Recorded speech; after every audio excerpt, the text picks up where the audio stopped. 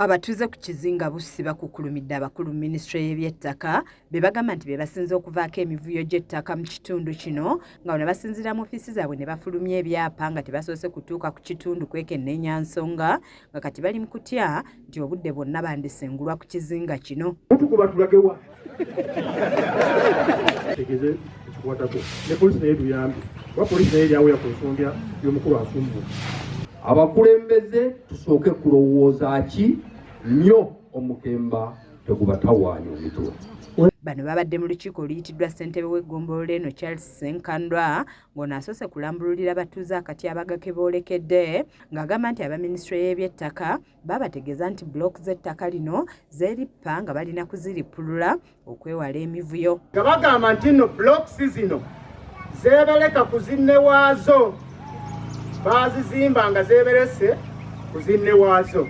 Kyokka n'agamba nti singa kino kikolebwa ebyapa bingi byandifundikira nga bifulumidde wakati mu nnyanja ng'ate ebirala tebirina we bituula. Ojja kwekanganga puloti ebadde wano yeeyongeddeyo eri mu mazzi nga gy'olina oginoonyeza. Kino kijja abatuuze ne bannyini ttaka mu mbeera ne batabukira abakozi mu minisitule y'ebyettaka nga bagamba nti basusse obubbi nga bano basinziira mu ofiisi zaabwe mu Kampala olwo ne basalaasala ebyapa ku ttaka nga tebasoose kulituukako. Obuvuyo buno nti blocks zaali combined ekyo kyavaawa kubanga bw'osoma mu lipooti zaabwe zonna tebakubuulira purobulemu eno yatandiika etya. Netwebuuza minisitule gye yajja omukwano n'okwagala okwo okujja okuyamba abantu abatali mu ntalo wadde enkaayana. Ekisinze okubeewuunyisa bye byapa ebyali biteekeddwako caveat okuba nga zonna zaggyibwako dda nga baweze nti baakukolera wamu okulwanyisa bwe bayisa obubbi. Jjajja ate n'ogibembulula kwene tutandike omuwa busuulu obulala bwetukuguno bwe tuwa balandiroodi kyetaagawo ekintu okulambula mu ngeri etegerekeka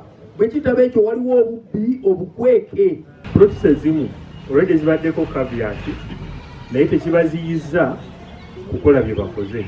Bassentebe b'ebyalo bino ebisoba mu bina abakulembeddwamu Kamya Battulumaayo bagamba nti abamu ku bannaabwe bakyagaanye okubeegattako mu lutalo lwe baliko nga y'ensonga lwaki ababbi b'ettaka bakozesa embeera eriwo okubakijjanya. Erosaali ogwo yatambuza abantu n'eroseezi endala. Erosi y'omu ate era yakuba n'endagaano ku mataka g'abantu galambuzaako. Naye mmwe banafu ne mubeeraawo bwajja ne mukankana Bajja ne mukola mutya mukyabonaabona nnyo nga tetutegeera enkwata gye tugenda kukwata mu biki bintu. Munnamagye yagannyuka Major General Michael Ndoga agamba nti buno bwandibanga buzannyo ng'asabye wabeewo okunoonyereza okw'omunda ku nsonga eno. Kitegeeza nti oba waliwo omuzannyo abantu gwe bagezaako okuzannya. Twogera ku separation of blocks. What was the root cause?